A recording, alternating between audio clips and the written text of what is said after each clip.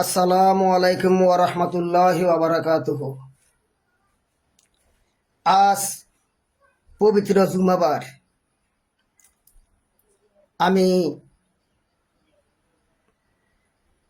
সারা বাংলাদেশের সমস্ত ইমামদের প্রতি আহ্বান জানাবো, আজকে জুমার পরে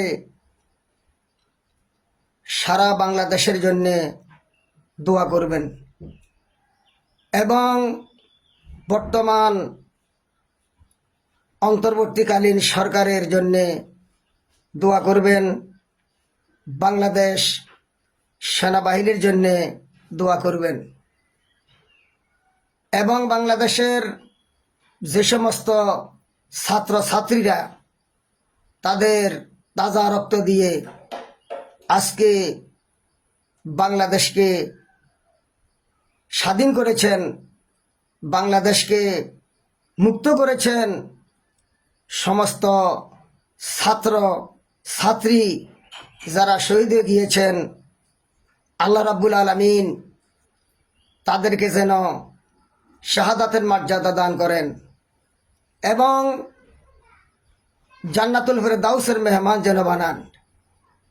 আর যারা ছাত্রছাত্রী এখন পর্যন্ত বাংলাদেশের এই ক্লান্তি লগ্নে দুর্যোগ সময় ত্রাণ তহবিল থেকে নিজস্ব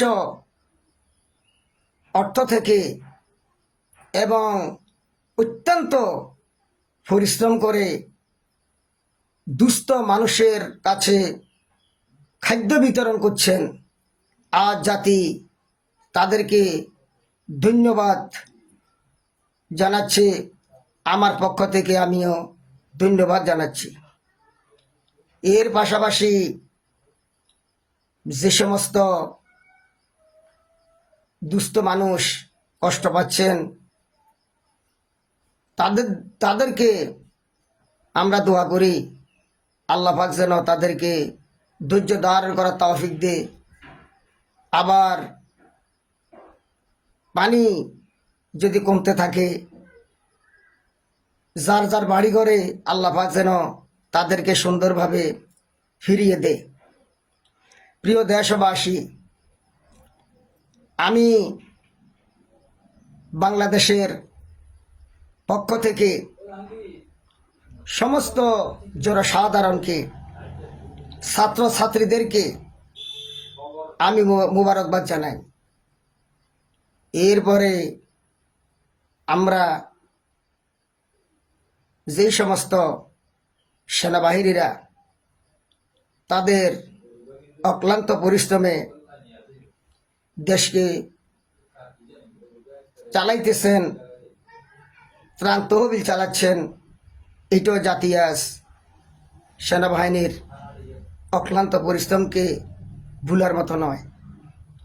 ছাত্রছাত্রীদের তো যেই কষ্ট, যেভাবে তারা দেশকে রক্ষা করছেন, তাদেরকে আমি ধন্যবাদ জানাই। এরপরে দেশের যেই দুরবস্থা, ক্রাইসিস, হাহাকার, দ্রব্যমূল্য, এগুলি অসাধু কিছু ব্যবসায়িক যারা আছেন তারা 1 টাকার মাল 10 টাকা পর্যন্ত বিক্রি করছে। সুতরাং অনেক জায়গায় ছাত্র গিয়া এটাকে প্রতিহত করে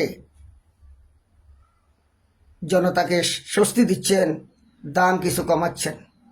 আমি বাংলাদেশের অসাধু ব্যবসায়ী যারা আছেন তাদের উদ্দেশ্যে কিছু কথা বলবো। আল্লাহ রাব্বুল আলামিন বলেছেন, আহাল্লাল্লাহুল বাই'a ওয়া হাররামা রিবা, ব্যবসা করা হচ্ছে সুন্নত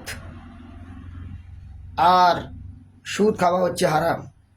এখন আপনারা ব্যবসাকে হারাম কাজে ব্যবহৃত করবেন না। সুতরাং আমি বলতে চাই, বাংলাদেশের সমস্ত মানুষ যেভাবে কষ্ট পাচ্ছে আপনারা নিজেরাও ওইভাবে কষ্ট দিবেন না তাদেরকে। প্রিয় দেশবাসী, আমি আবার আপনাদের কাছে পুনরায় বলতে চাই, বাংলাদেশের যে সমস্ত ছাত্র ছাত্রী কষ্ট করছেন তাদেরকে আমি আন্তরিকভাবে মোবারকবাদ জানাই।